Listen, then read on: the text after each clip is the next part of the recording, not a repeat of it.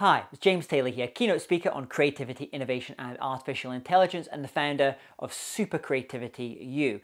Today I want to talk to you about the future of hybrid offices, collaboration and what we call the third place for improving team creativity and innovation.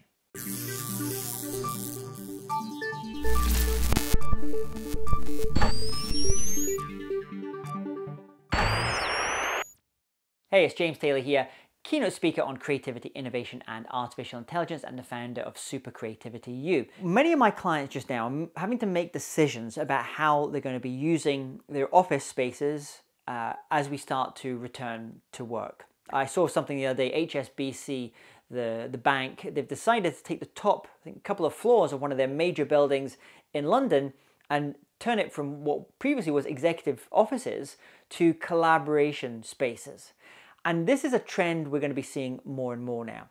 As we start to move towards a more kind of hybrid style of working, where many people will be working from home the majority of the week, and then for certain numbers of days they'll be coming into a central office space or a kind of what we call a hub and spoke type of office space, the role of collaboration is going to become more important. So you're going to have to physically change some of those office spaces so that they can really foster collaboration and do it in a safe way. This idea of places designed for collaboration, for conversation, for creativity is not particularly new. We call this in creativity the third place. And the third place is somewhere that's not your home, but not really your office as well. It's a middle place. It's a place of possibilities where you debate, discuss, challenge each other's ideas. And it's also a place that is not just for those people within an organization, but also you can bring in people from outside, other kind of thought leaders, other thinkers. So if we go back in history a little bit, around the time of the ancient Greeks, you would have had something called the symposiums. And symposium is just a word, it just means, in Greek, it means to drink together. So what they would do is in a room like that, in a space like that, leading thinkers and merchants and philosophers and poets would come together to debate, discuss, challenge each other's ideas and have deep conversations. And from those conversations, ideas like democracy, justice really started to evolve. So that was these kind of third spaces. Then we moved on, and if you look at places in the Middle East, places like Mecca, for example, you had the first coffee houses. And coffee houses, coffee shops, also fulfill that function of a third space. So it's where you would get together, maybe merchants would get together, and over a cup of coffee, they would talk about the latest deals, maybe the latest ideas that were coming in from the Silk Road, along with the silk and the spices. Like, how do these ideas affect what we're doing? How do they affect our business? How do we affect our society, our culture?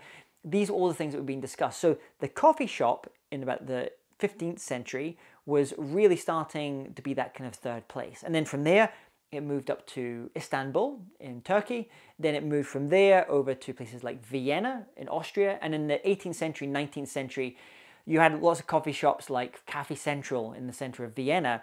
And these created these third spaces for collaboration and for collaboration of ideas. Now, in this case, you might have Wittgenstein in one corner, Freud in another, Joseph Stalin in another. But people would get together with different perspectives to debate, discuss, challenge each other's ideas and have very deep conversations and try and solve problems together. And then from there, we moved over to Paris in the 1920s and the roaring 1920s in Paris. And there was a woman there called Gertrude Stein. And what she would do is she would organize something called salons. And a salon is where you would bring together different thinkers, artists, actors, philosophers, business people, investors, people from all different kind of politicians, and you'd bring them together into a space, and it would be over maybe glasses of wine. You'd have conversations. People can show their work. There was a little bit of a competitive edge sometimes in that as well, but it raised things, and it got people thinking and discussing ideas, and it enabled a lot of new collaborations because people would meet people and say, hey, you're working on an idea and I'm working on this other idea. What if we did something together and we collaborated?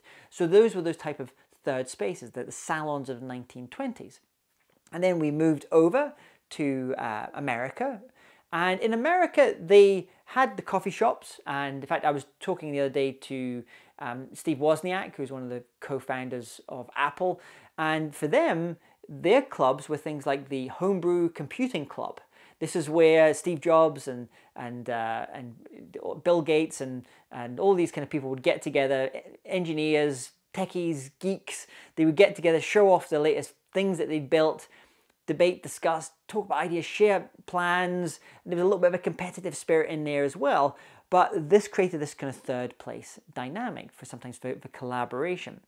But in America, this idea of the club really kind of moved it on. And now you get clubs for lots of different things.